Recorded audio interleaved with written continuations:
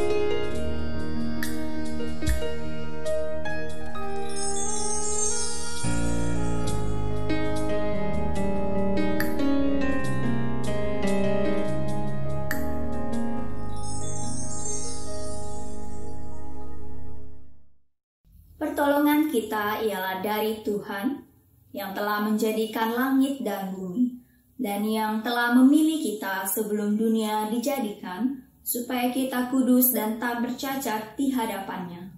Kiranya Allah, Bapa yang Maha Kasih, Juru Selamat kita Yesus Kristus, dan penghiburan dari Roh Kudus menyertai ibadah kita ini dari awal hingga selesai. Amin. Jemaat boleh dipersilakan duduk kembali. Kita bersyukur kepada Tuhan karena lewat penyertaan-Nya kita mampu melewati masa pandemi yang saat ini sedang berlangsung. Dan tentunya saat ini kita mau datang beribadah kepada Tuhan karena kita rindu mendengar suara Tuhan. Kita mau memuji namanya dan menyembah namanya. Firman Tuhan dalam Mazmur pasal 84 ayat yang ke-11a berkata demikian, sebab lebih baik 1 hari di pelataranmu daripada 1000 hari di tempat lain. Dan itulah yang Tuhan yang menjadi kerinduan setiap kami saat ini. Mari kita naikkan pujian ini, satu hal yang ku rindu.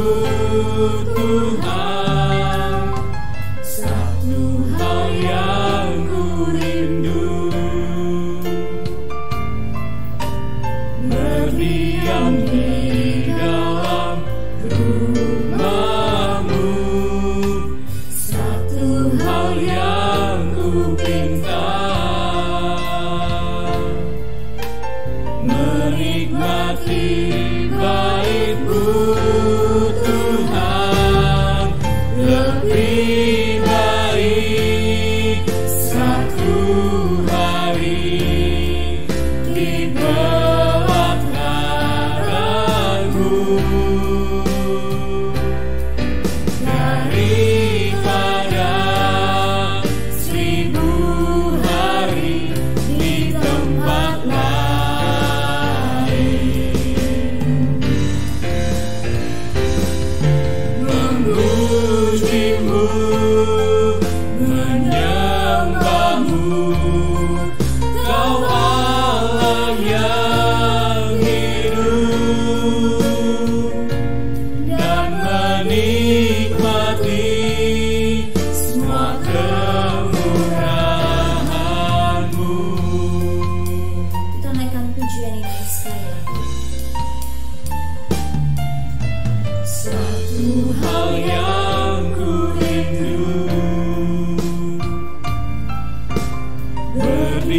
berdiam di dalam rumah-Mu.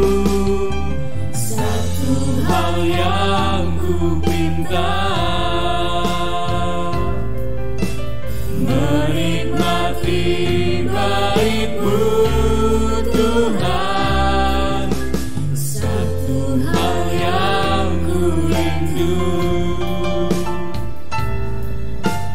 berdiam di dalam rumah-Mu.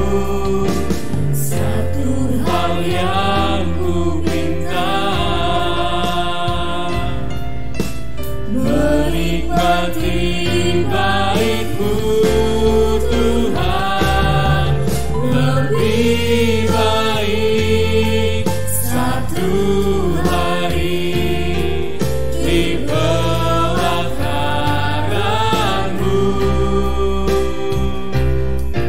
daripada 1000 hari di tempat lain.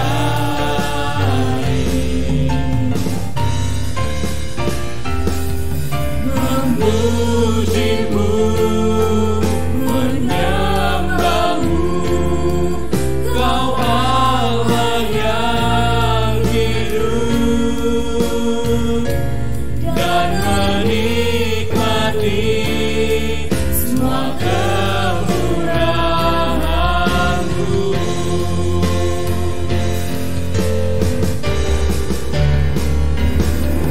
Lebih baik satu hari di pelataran-Mu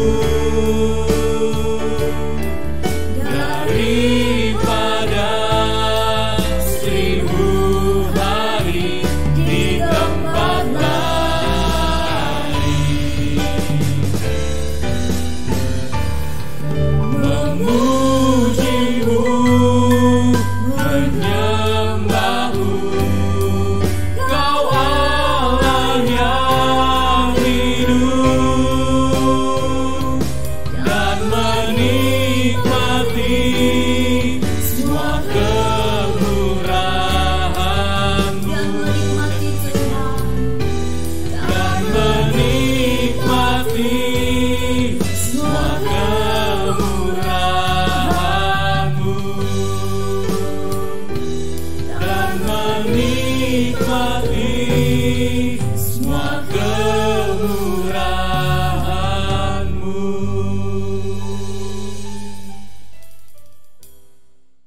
Mari kita bersatu di dalam doa. Seperti pujian yang kami naikkan ya Tuhan, kami rindu datang ke hadiran-Mu. Kami rindu menikmati anugerah-Mu, kami rindu menikmati kasih-Mu ya Tuhan. Oleh karena itu, dimanapun kami berada saat ini, kami bersama-sama keluarga kami, di tempat kami masing-masing ya Tuhan, kami menyerahkan hati kami ya Tuhan, karena kami mau fokus untuk beribadah saat ini. Dan kiranya ya Tuhan, Engkau juga memberkati ibadah ini dari awal, pertengahan hingga akhirnya ya Tuhan, supaya setiap segala yang sudah dipersiapkan boleh berjalan dengan lancar. Dan kami juga berdoa untuk firman Tuhan yang akan kami dengarkan hari ini, kiranya boleh menjadi kekuatan bagi kehidupan kami ya Tuhan. Dan kami siap untuk beribadah, dan kami mulai di dalam nama satu nama, yaitu Tuhan kami Yesus Kristus. Kami sudah berdoa dan mengucap syukur. Amin. Tuhan adalah gunung batu dan keselamatanku. Dia adalah kekuatan dan mazmurku. Bersyukurlah selalu untuk cintanya yang tidak pernah berubah bagi setiap kehidupan kita. Dan percayalah bahwa apapun yang terjadi, kasih setia Tuhan akan selalu menyertai dan tidak akan pernah meninggalkan kita. Marilah kita memuji Tuhan kita dengan pujian Hatiku Percaya.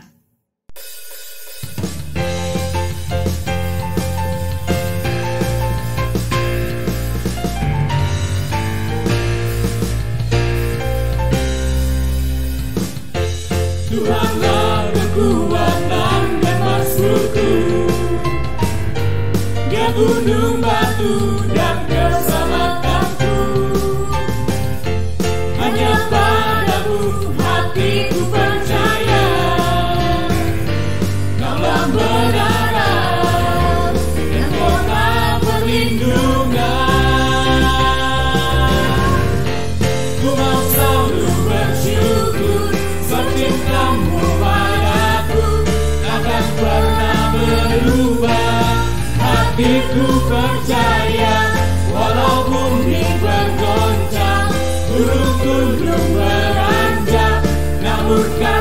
setiamu tak pergi dariku.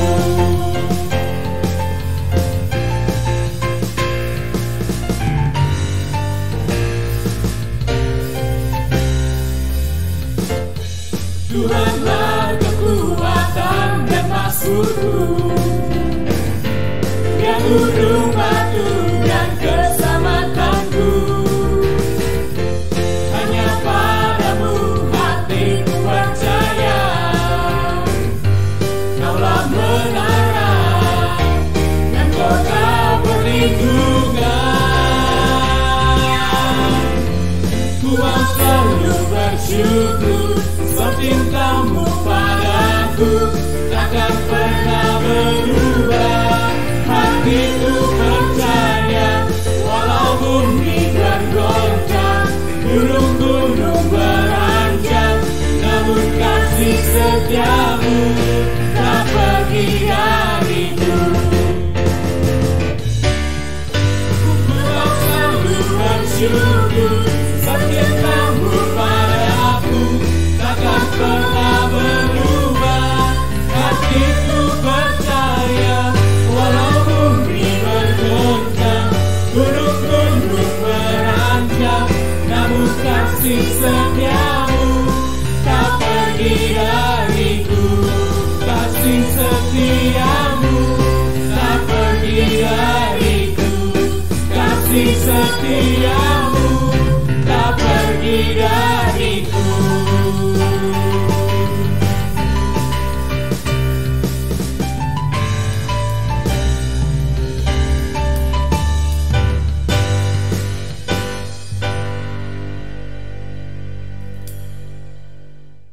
Kondisi pandemi saat ini tentu membuat setiap kita memiliki rasa takut, memiliki rasa gelisah. Tapi ada satu hal yang perlu kita ingat, bahwa apapun yang saat ini sedang terjadi di dalam kehidupan kita, kita masih mempunyai Allah yang selalu setia bagi setiap kita. Ia tidak pernah meninggalkan kita, bahkan Ia memegang tangan kita, menopang kita supaya kita kuat di dalam menghadapi setiap ujian dan cobaan yang kita hadapi. Sebentar kita akan mendengarkan kebenaran firman Tuhan. Sebelumnya marilah kita sambut firman Tuhan yang akan disampaikan dengan pujian Allahku yang setia.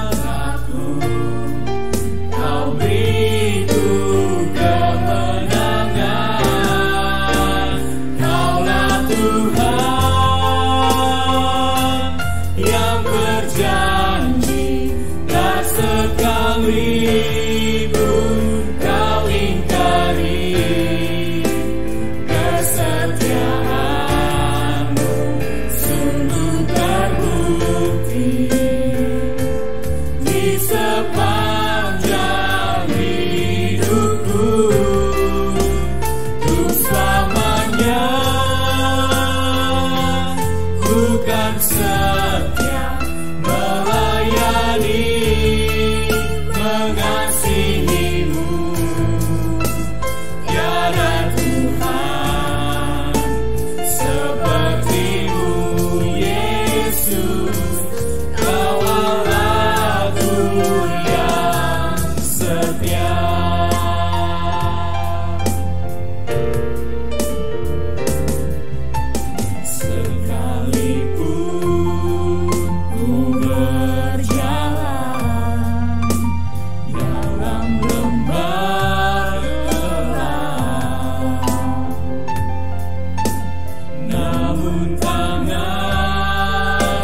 selalu menopang hidupku.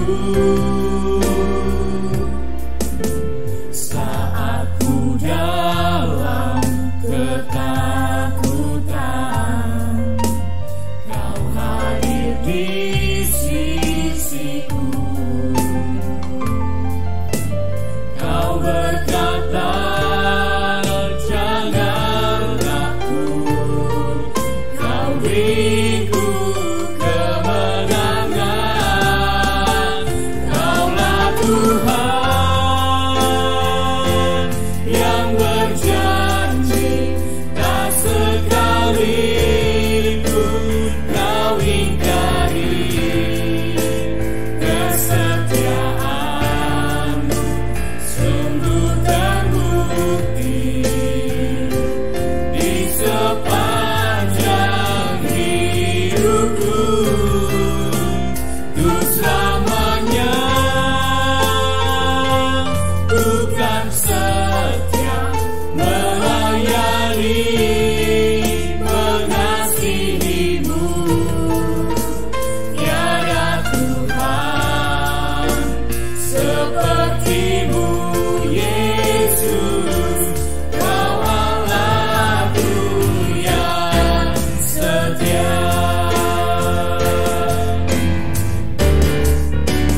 Kaulah Tuhan yang berjanji, tak sekalipun Kau ingkari kesetiaan-Mu. Sungguh terbukti di sepanjang hidupku. Untuk selamanya Ku kan setia melayani, mengasihi-Mu. Tiada Tuhan seperti-Mu, Yesus. Kau Allahku yang setia. Tiada Tuhan seperti-Mu, Yesus. Kau Allahku yang setia. Tiada Tuhan seperti-Mu, Yesus. Kau Allahku yang setia.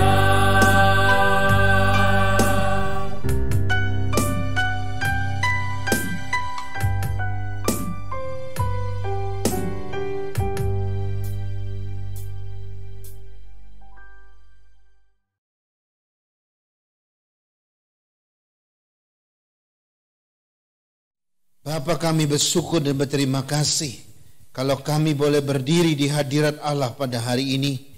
Itu karena kebaikan dan kesetiaan Tuhan yang tak pernah surut dalam setiap langkah kehidupan kami. Kami bersyukur karena Allah tidak pernah meninggalkan dan membiarkan satupun dari setiap umat ketebusan Tuhan. Engkau adalah Allah yang setia. Tak sekalipun Engkau ingkari janji-janji-Mu. Ketika Engkau menyatakan kesetiaan-Mu, maka selama-lamanya Engkau akan tetap setia. Sekalipun kami tidak setia, Engkau tetap setia. Kami bersyukur karena ada kebenaran firman Tuhan yang Tuhan terus boleh sampaikan kepada kami. Dan nyatakanlah sifat-sifat kesetiaan Allah melalui setiap kebenaran firman Tuhan. Berfirmanlah karena hati kami telah siap. Dalam nama Yesus kami berdoa. Amin. Amin. Baik jemaat Tuhan, mari kita membaca satu bagian dari firman Tuhan dari Kitab Ratapan pasal 3 ayat 1 sampai yang ke-40. Kitab Ratapan pasal yang ketiga ayat 1 sampai yang ke-40. Saya akan baca untuk kita. Akulah orang yang melihat sengsara disebabkan cambuk murkanya. Ia menghalau dan membawa aku ke dalam kegelapan yang tidak ada terangnya. Sesungguhnya aku dipukulnya berulang-ulang dengan tangannya sepanjang hari. Ia menyusutkan dagingku dan kulitku tulang-tulangku dipatahkannya. Ia mendirikan tembok sekelilingku, mengelilingi aku dengan kesedihan dan kesusahan. Ia menempatkan aku di dalam gelap seperti orang yang sudah lama mati. Ia menutupi segala jalan keluar bagiku. Ia mengikat aku dengan rantai yang berat. Walaupun aku memanggil-manggil dan berteriak minta tolong, tak didengarkannya doaku. Ia merintangi jalan-jalanku dengan batu pahat dan menjadikannya tidak terlalui. Laksana beruang yang menghadang aku, laksana singa dalam tempat persembunyian. Ia membelokkan jalan-jalanku, merobek-robek aku, dan membuat aku tertegun. Ia membidikkan panahnya, menjadikan aku sasaran anak panah. Ia menyusupkan ke dalam hatiku segala anak panah dari tabungnya. Aku menjadi tertawaan bagi segenap bangsaku, menjadi lagu ejekan mereka sepanjang hari. Ia mengenyangkan aku dengan kepahitan, memberi aku minum ipuh. Ia meremukkan gigi-gigiku dengan memberi aku makan kerikil. Ia menekan aku ke dalam debu. Engkau menceraikan nyawaku dari kesejahteraan. Aku lupa akan kebahagiaan. Sangkaku hilang, lenyaplah kemasyuranku dan harapanku kepada Tuhan. Ingatlah akan sengsaraku dan pengembaraanku, akan ipuh dan racun itu. Jiwaku selalu teringat akan hal itu dan tertekan dalam diriku. Tetapi hal-hal inilah yang kuperhatikan. Oleh sebab itu aku akan berharap. Tak berkesudahan kasih setia Tuhan, tak habis-habisnya rahmatnya. Selalu baru tiap pagi, besar kesetiaanmu. Tuhan adalah bagianku, kata jiwaku. Sebab itu aku berharap kepadanya. Tuhan adalah baik bagi orang yang berharap kepadanya. Bagi jiwa yang mencari Dia. Adalah baik menanti dengan diam pertolongan Tuhan. Adalah baik bagi seorang pria memikul kuk pada masa mudanya. Biarlah ia duduk sendirian dan berdiam diri kalau Tuhan membebankannya. Biarlah ia merebahkan diri dengan mukanya dalam debu. Mungkin ada harapan. Biarlah ia memberikan pipi kepada yang menamparnya. Biarlah ia kenyang dengan cercaan. Karena tidak untuk selama-lamanya Tuhan mengucilkan. Karena walau ia mendatangkan susah, ia juga menyayangi menurut kebesaran kasih setianya. Karena tidak dengan rela hati ia menindas dan merisaukan anak-anak manusia. Kalau dipijak-pijak dengan kaki tawanan-tawanan di dunia, kalau hak orang dibelokkan di hadapan yang maha tinggi, atau orang diperlakukan tidak adil dalam perkaranya, masakan Tuhan tidak melihatnya? Siapa berfirman, maka semuanya jadi. Bukankah Tuhan yang memerintahkannya? Bukankah dari mulut yang maha tinggi keluar apa yang buruk dan apa yang baik? Mengapa orang hidup mengeluh? Biarlah setiap orang yang mengeluh tentang dosanya. Marilah kita menyelidiki dan memeriksa hidup kita dan berpaling kepada Tuhan. Saudara-saudara yang dikasihi dalam Tuhan, hari ini kita masih pada tema bulanan kita sepanjang bulan Juli, itu adalah Allah yang setia. Dan hari ini kita akan mengakhiri tema bulanan ini. Tapi sebelumnya kita sudah melihat secara berturut-turut dalam 3 minggu sebelum ini bahwa apakah arti daripada kesetiaan Allah. Kita sudah mempelajari banyak hal tentang hal itu. Lalu yang kedua, kita sudah melihat bagaimana Allah setia pada perjanjiannya, baik kepada Abraham, Ishak dan Yakub, khususnya bapak-bapak leluhur. Lalu kita juga sudah lihat bagaimana satu pernyataan yang luar biasa. Jika kita tidak setia, Ia tetap setia. Nah, hari ini secara khusus kita akan melihat Allah yang setia dalam ratapan umat Tuhan, saudara-saudara. Nah, saudara-saudara, firman Tuhan yang saya sampaikan hari ini itu berdasarkan kitab ratapan dalam perjanjian lama.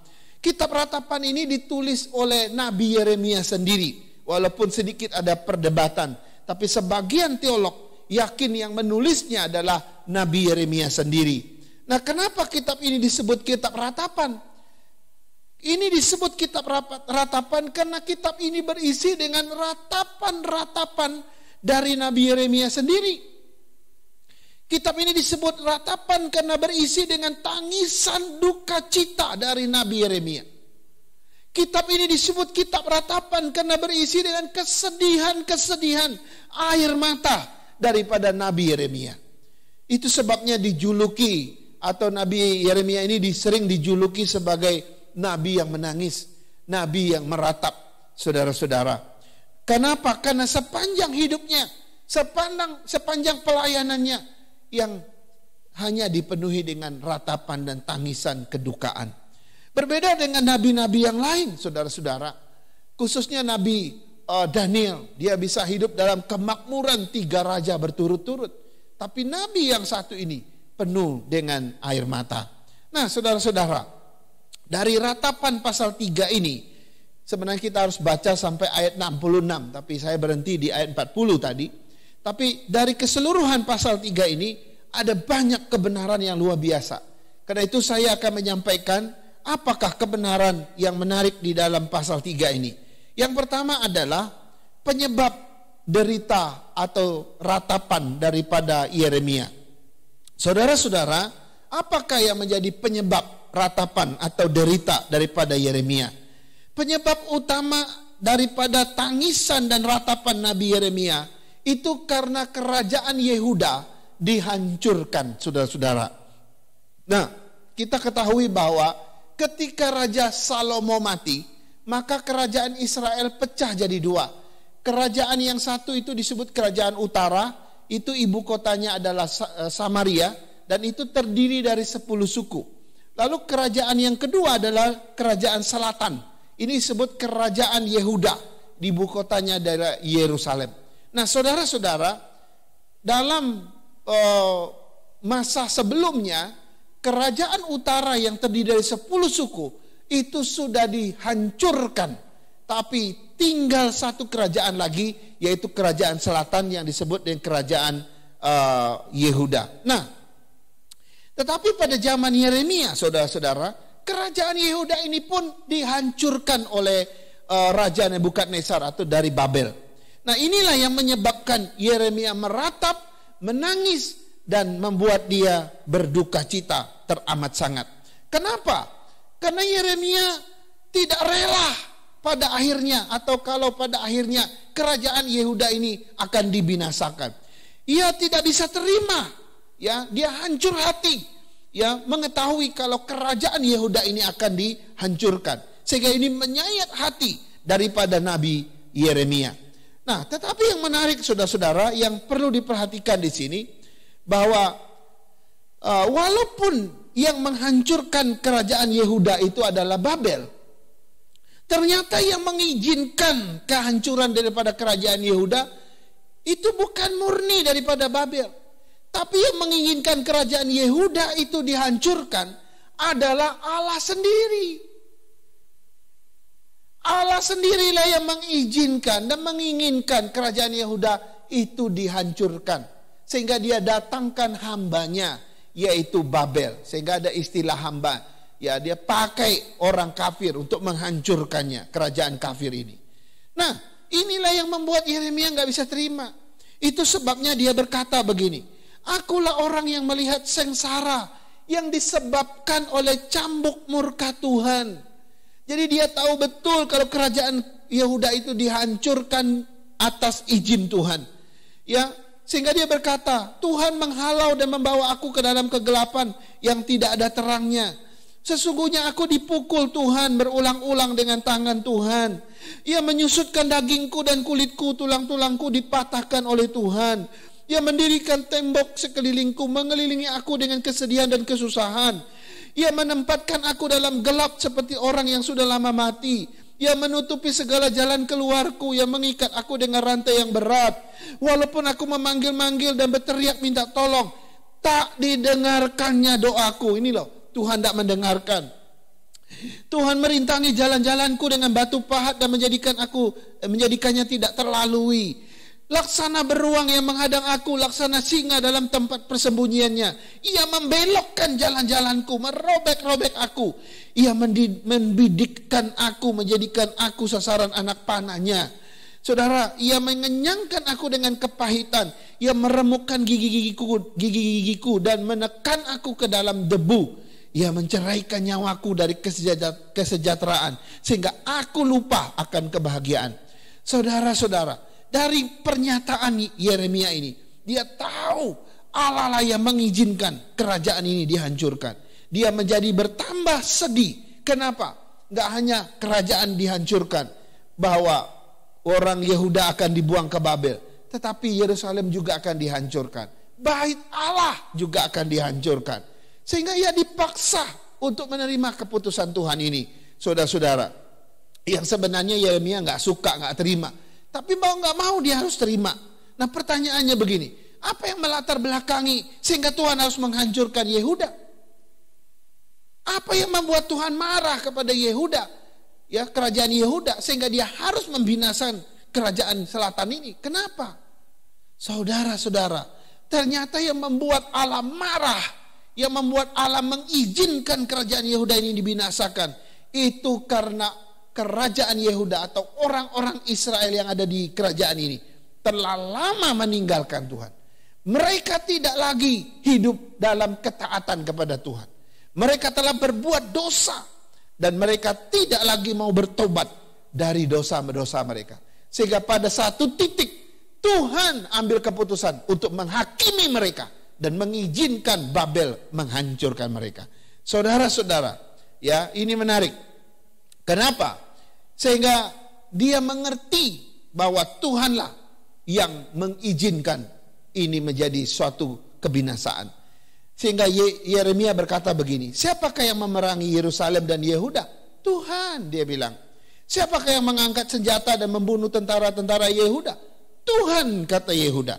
Siapakah yang merobohkan tembok Yerusalem, membakar istana raja, merobohkan semua bangunan bait suci? Tuhan, dialah yang berperang melawan kerajaan ini.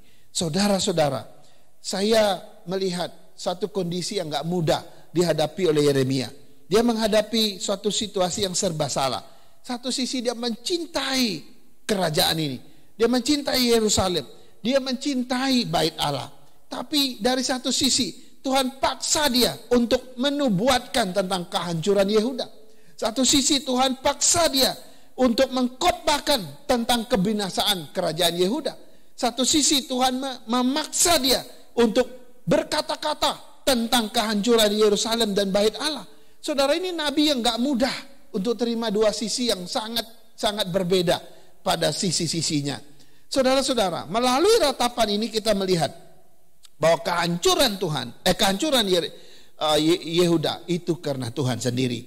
Nah, apa yang dapat kita renungkan dari kisah ini, saudara-saudara? Ada dua kebenaran yang sangat menarik, yang luar biasa yang ingin saya sampaikan dari kisah ini. Yang pertama, sebuah kehancuran, kegagalan atau penderitaan yang disebabkan oleh umat Tuhan, ya, itu bisa saja merupakan sebuah hukuman atau penghakiman Tuhan atas orang-orang yang tidak mau bertobat, ya. Saya ulangi Bapak Ibu. Sebuah kehancuran, sebuah kegagalan, sebuah penderitaan, ya, yang dialami oleh umat Tuhan, yang dialami oleh bangsa Yehuda, ya, itu mungkin saja adalah sebuah penghakiman dari Tuhan karena mereka nggak mau bertobat. Jadi ada sebagian orang yang keras kepala dan tegar tengkuk kepada Tuhan, ya, untuk membuat mereka bertobat. Tuhan supaya mereka bisa kembali kepada Tuhan. Tuhan mesti memakai panggilan yang keras. Tuhan tidak cukup memakai panggilan yang biasa-biasa, ya, terhadap sebagian orang yang keras. Tuhan mesti memakai cara yang keras, yang ekstrim, ya, baru orang-orang yang keras, orang yang tegar tengkuk tadi bisa kembali kepada Tuhan. Kadang-kadang Tuhan izinkan musibah, mungkin itu kecelakaan, mungkin itu kehancuran, kegagalan, bahkan sakit penyakit, supaya orang yang keras kepala dan tegar tengkuk tadi bisa kembali kepada Tuhan. Saudara, ini menarik, ya. Ini sesuatu yang sangat menarik. Kenapa saya sebut ini menarik? Karena begini, ya. Kalau hari ini ya kita melihat dunia sedang dalam kesulitan, maka mungkin saja ini adalah sebuah penghakiman Tuhan akan dunia yang keras, yang jahat ini. Nah, sebuah penghukuman Tuhan, penghakiman Tuhan ini didatangkan sebenarnya bukan serta-merta untuk menghancurkan manusia, bukan. Tapi di dalam penghakiman Tuhan ada kesempatan yang Tuhan kasih. Makanya seorang teman saya bilang, mungkin COVID-19, virus corona ini adalah sebuah kairos dari Tuhan. Nampaknya kita lihat ini ada suatu musibah. Kita lihat ini suatu kegagalan. Ini suatu penderitaan global. Ini suatu musibah yang sangat jahat bagi dunia ini. Tapi jangan salah, lewat musibah ini makin banyak orang bisa percaya. Karena sebagian orang yang keras hati tadi, Tuhan mesti pakai cara yang keras dan ekstrim untuk memanggil umat pilihannya. Jadi mungkin saja ini sebuah kairos, mungkin saja ini sebuah kesempatan untuk memanggil orang-orang berbalik kepadanya. Karena itu saudara-saudara, kita juga tidak perlu menyesali ya kecewa berat dengan situasi pandemi hari ini. Jangan-jangan ini adalah kesempatan yang Tuhan kasih. Dengan adanya virus corona, kita jadi lebih ingat Tuhan, lebih dekat Tuhan, bukan? Kita jadi bertobat dari dosa-dosa kita, bukan? Ya. Seandainya situasinya baik-baik saja, lancar-lancar saja, oh makin jauh kita makin tidak kenal Tuhan. Kita makin gak ingat Tuhan. Kita makin gak mau kembali sama Tuhan. Kita terlena dengan keindahan, terlena dengan kelancaran, terlena dengan segala kenikmatan. Tapi dengan adanya situasi musibah yang luar biasa ini, kita jadi merenung, kita jadi ingat Tuhan, bahkan kita makin mendekatkan diri dengan Tuhan. Sebab semakin kita dekat dengan maut, kita gak tahu apa yang harus kita lakukan, kecuali kita datang kepada Tuhan. Jadi ini ada suatu pelajaran yang luar biasa. Pelajaran kedua, saudara, dari kisah yang di ratapan daripada Nabi Yeremia ini. Ketika Tuhan menghukum, ketika Tuhan menghakimi umat Tuhan yang keras itu, saudara-saudara, dengan kehancuran, kegagalan dan penderitaan bahkan musibah, orang-orang benar pun ikut menderita. Ya, Nabi Yeremia dan banyak lagi orang-orang yang hidup benar dan taat pada Tuhan ikut diangkut oleh Babel, bawa ke Babel kok, dijadikan diperbudak di Babel. Padahal di antara kerajaan Yehuda itu ada segelintir sedikit orang benar yang Tuhan masih pelihara, termasuk Yeremia. Itu ikut menderita. Nah ini sama, ya. Tuhan mungkin sedang menghukum dunia ini dengan satu penyakit yang sangat sulit diobati, tapi orang benar yang ada di dunia ini pun ikut menderita dampaknya. Tapi ada berita baik. Walaupun kita hidup dan ikut menderita, diinkludkan di dalam yang namanya penderitaan musibah ini, Tuhan tetap memelihara kita. Tuhan tetap setia menjaga kita. Walaupun dia tidak memisahkan kita, karena belum waktunya dia memisahkan antara gandum dan ilalang. Tapi dia tetap dengan setia memelihara orang-orang benar di tengah-tengah ratapan dan tangisan itu. Ini berita sukacita. Jadi jangan terlalu khawatir Bapak Ibu. Kita sebagai orang benar, kalau betul kita orang benar, engkau pasti dipelihara Tuhan. Kalau betul engkau orang yang taat dan setia sama Tuhan, Tuhan tetap menopang kita. Walaupun kita ikut menderita dengan orang-orang dunia di hari-hari yang jahat ini. Tapi Tuhan tidak tinggalkan. Tuhan bersama kita, menopang dan memegang kita. Karena Dia Allah yang setia. Luar biasa saudara-saudara. Baik, lalu kita lihat yang kedua. Tadi kita sudah lihat kebenaran yang pertama, apa yang menjadi ratapan daripada Yeremia. Sekarang kita lihat yang kedua. Apa yang menjadi pengharapan daripada Yeremia. Nah saudara-saudara, walaupun Yeremia tahu bahwa keputusan Tuhan, bahwa kerajaan Yehuda akan dihancurkan, kota Yerusalem akan dihancurkan, dan bait Allah akan dirubuhkan, ternyata Yeremia nggak berhenti berharap. Ini yang menarik. Ia percaya betul bahwa Tuhan masih memiliki kasih setia kepada orang-orang benar. Ia percaya betul kalau Tuhan masih memberikan kesegaran setiap hari pada orang-orang yang taat dan setia. Ya, walaupun mereka ikut menderita, ia tahu betul bahwa Tuhan masih mau memberikan kebaikan bagi orang-orang yang setia kepada Tuhan, dan Tuhan akan tetap memelihara mereka. Dari mana kita tahu? Dari ayat 21 sampai ayat 26. Nabi Yeremia berkata begini, "Tetapi hal-hal inilah yang kuperhatikan. Oleh sebab itu aku akan berharap. Tak berkesudahan kasih setia Tuhan, tak habis-habisnya rahmatnya, selalu baru tiap pagi, besar kesetiaanmu. Tuhan adalah bagianku, kata jiwaku. Oleh sebab itu aku berharap kepadanya. Tuhan adalah baik bagi orang yang berharap kepadanya, bagi jiwa yang mencari Dia. Adalah baik menanti dengan diam pertolongan Tuhan." Saudara, ini perkataan yang sangat menghibur.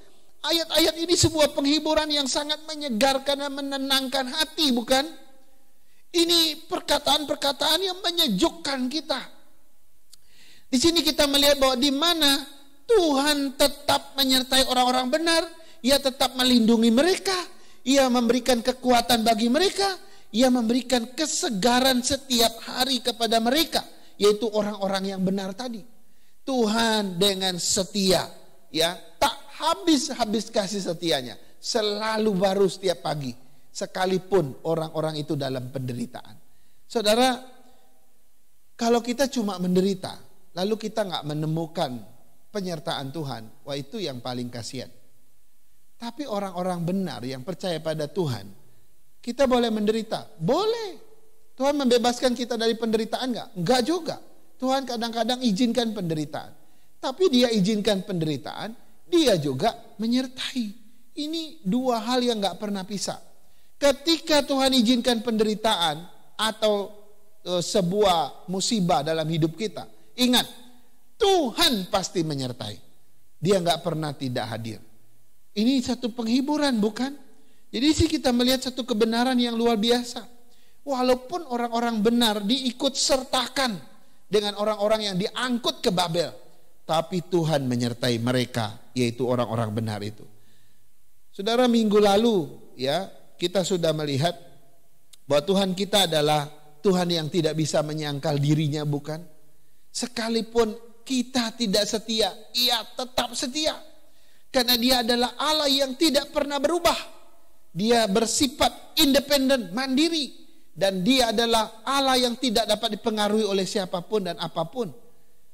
Dengan kesetiaannya, dan itu tidak pernah bisa diubah karena bersifat mutlak. Walaupun engkau gak setia, Dia akan tetap setia. Asalkan engkau orang benar, kita orang benar, maka kesetiaan Tuhan tidak akan habis-habis bagi mereka yang percaya kepadanya. Nah, ini menjadi suatu renungan bagi kita, bukan? Banyak orang yang belakangan ini yang mengatakan bahwa mungkin Tuhan sedang menghakimi dunia ini dengan COVID, ya betul ya. Dunia yang semakin rusak, ya, dan tidak mengenal Tuhan ini, mungkin saja sedang dihakimi seperti yang saya katakan tadi.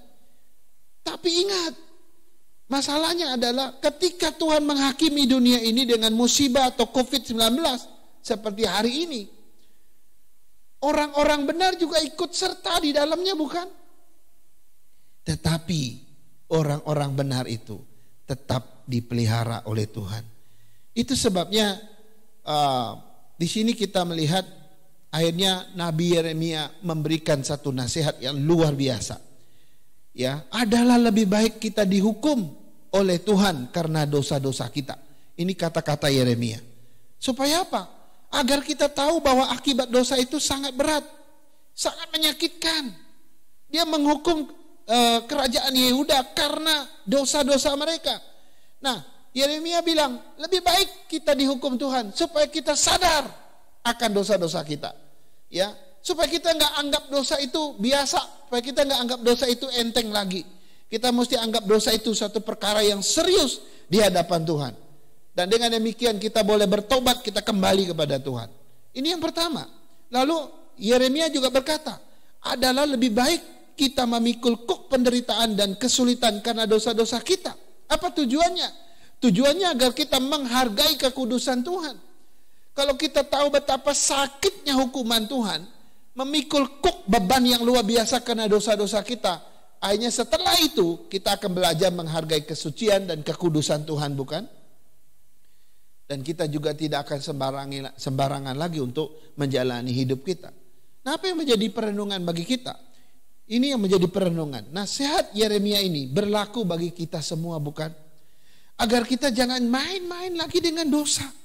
Kita tidak lagi menganggap dosa itu enteng. Nanti ketika Tuhan memutuskan untuk menghukum, menghakimi kita, wow, itu akan menjadi satu penderitaan yang teramat sangat berat. Karena itu sebelum masa-masa sulit itu datang, ayo kita tetap hidup benar. Ayo kita serius bertobat dari segala dosa-dosa kita. Ya, ini mungkin masa-masa Tuhan ingin kita kembali kepada Dia. Ini masa-masa Tuhan ingin kita menghargai kesucian dan kekudusannya. Kembali kepada kebenarannya. Kembali hidup dekat dengan Dia. Kembali memperbaiki hubungan relasi dengan Dia. Di masa-masa yang sulit ini. Ingat, Ia hanya ingin satu hal. Dia ingin mendapat setia kita. Sebab Dia telah setia pada kita. Jadi ketika kita mengalami apapun di dunia ini, ingat, satu motivasinya, agar kau kembali, tidak lebih tidak kurang. Ya, kecuali itu dari iblis dan setan menghancurkan hidup kita. Tapi kalau pencobaan itu, musibah itu datang dari Tuhan sebagai penghakiman atas kita, maka tujuannya agar kita kembali. Agar kita kembali menikmati kasih setia Tuhan. Karena itu dalam penderitaan apapun, sampaikanlah ratapan kita akan Dia, kepada Dia. Sebab olehnya nanti kita akan menikmati kesetiaan Tuhan kembali. Mari kita berdoa. Ya Bapa, terima kasih, kami bersyukur atas kebenaran ini. Kami berterima kasih ada satu sosok Nabi Tuhan yang luar biasa, Nabi Yeremia. Dia serba salah pada zamannya. Satu sisi dia mencintai bangsanya, dia mencintai kotanya, dia mencintai bait Allahnya. Tetapi pada saat yang sama, dia tahu bahwa Tuhan ingin menghancurkan semua itu. Dan ini menjadi hancur hati bagi dia. Tetapi di tengah-tengah kehancuran dan kesedihan dan ratapan ini, dia masih melihat secercah harapan bahwa di atas segala penghakiman Tuhan, Tuhan tetap menyertai dengan penuh setia kepada orang-orang benar. Dia tetap memberkati, memelihara orang-orang pilihannya. Inilah yang menjadi penghiburan bagi kami. Dan mungkin suatu saat kami akan diikutkan dengan suatu musibah, suatu penderitaan, kegagalan, bahkan apapun itu namanya. Kami tahu di situ juga Tuhan hadir menyertai setiap orang-orang percaya. Inilah kasih setia Tuhan di dalam setiap ratapan anak-anaknya. Berkatilah kami Tuhan agar kami menyadari kebenaran hal ini. Agar kami tidak menolak realitas hidup apa yang kami alami. Jika kami menderita hari ini, maka yakinkan iman kami bahwa Engkau juga ada dalam penderitaan itu bagi kami. Terima kasih Tuhan, berkati setiap umat-Mu dimanapun berada. Dalam nama Tuhan Yesus kami meteraikan firman ini dalam setiap hidup kami. Haleluya, haleluya, amin, amin. Terima kasih kepada hambanya yang menyampaikan kebenaran firman Tuhan. Tuhan memberkati pelayanan hambanya. Marilah kita responi firman Tuhan yang sudah kita dengar dengan satu pujian. Tuhan Yesus setia.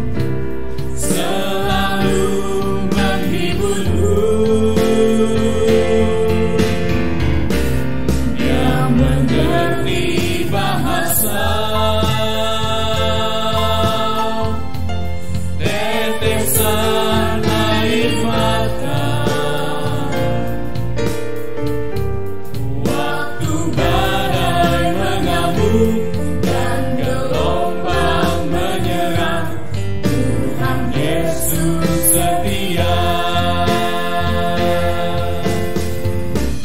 Tuhan Yesus setia.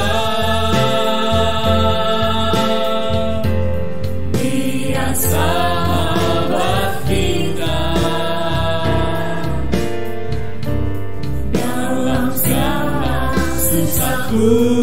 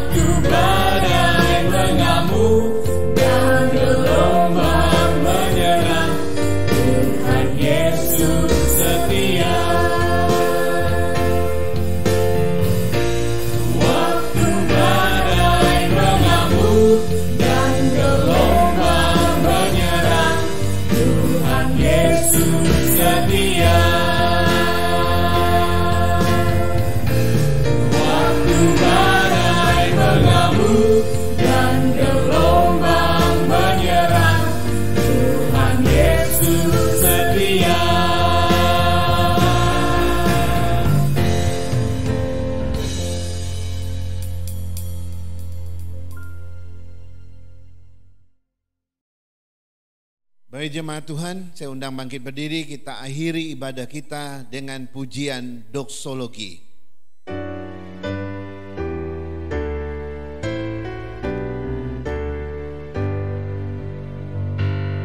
Puji Allah Bapa Putra, puji Allah Roh Kudus, ketiganya yang esa. Pohon selamat sumber berkah.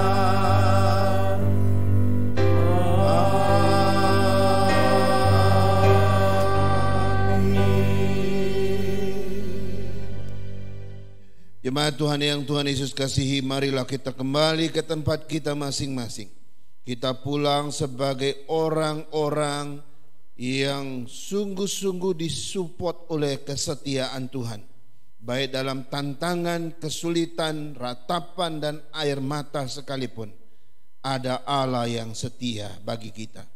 Terimalah berkat-Nya. Kiranya kasih dari Allah Bapa kita, anugerah dari Tuhan kita Yesus Kristus, penghiburan dan penyertaan dari Allah Roh Kudus, kiranya memimpin dan menyertai saudara-saudara sekalian hari ini, besok, dan seterusnya sampai hari Maranatha. Tuhan Yesus datang menjemput kita saleh-salehnya. Amin. Amin.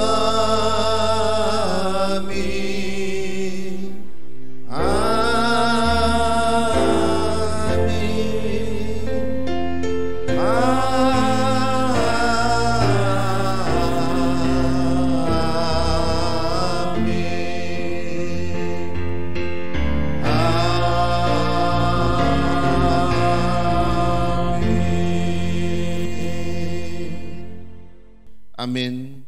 Ibadah kita selesai, silakan duduk saat teduh. Sebentar kita mendengar warta.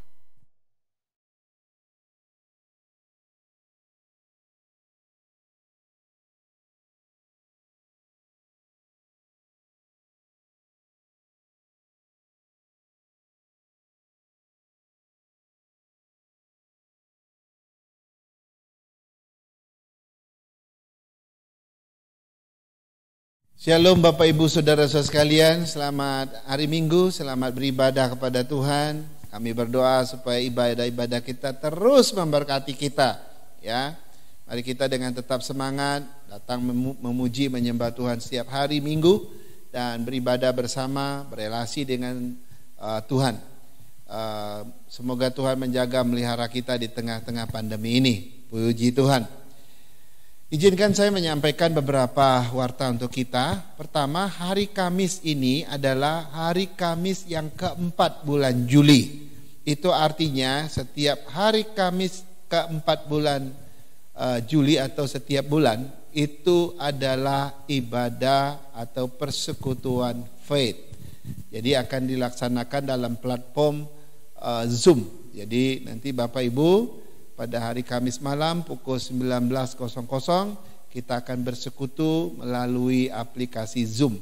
Siapkan keluarga kita untuk hadir rame-rame, kita say hello satu sama lain dan bersekutu satu dengan yang lain, dan juga lebih memuji Tuhan dalam persekutuan itu.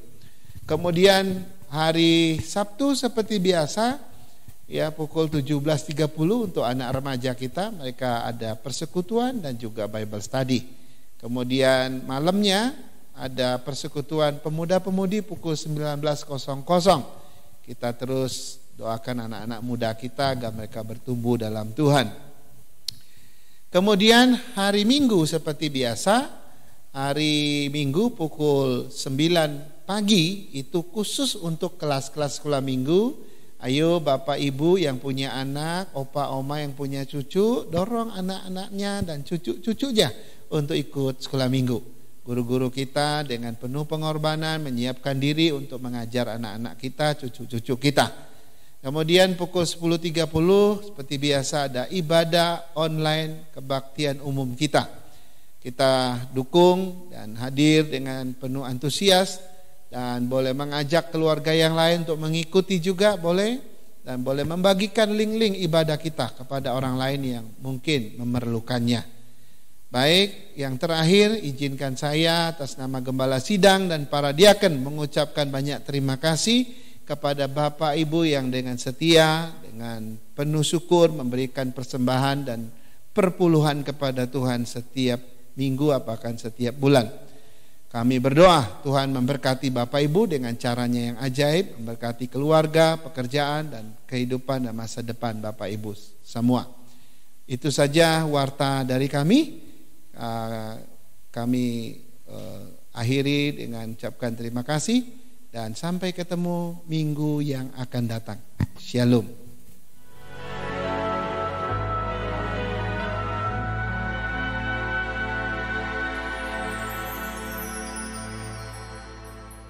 Sungguh besar setiamu, Kau nyatakan bagiku. Kau Bapa yang selalu mengerti isi hatiku.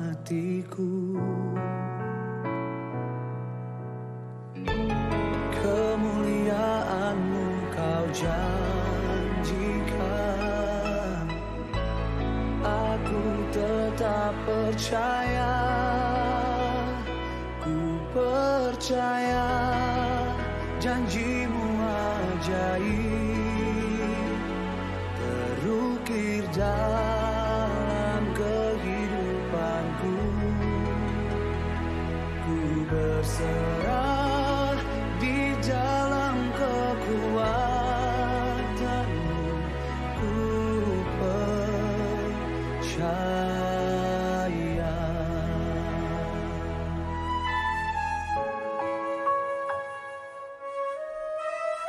Ini yang kami rasakan di hidup kami. Sungguh besar setiamu, Kau nyatakan Tuhan, Kau nyatakan bagiku. Kau Bapa yang selalu mengerti isi hatiku.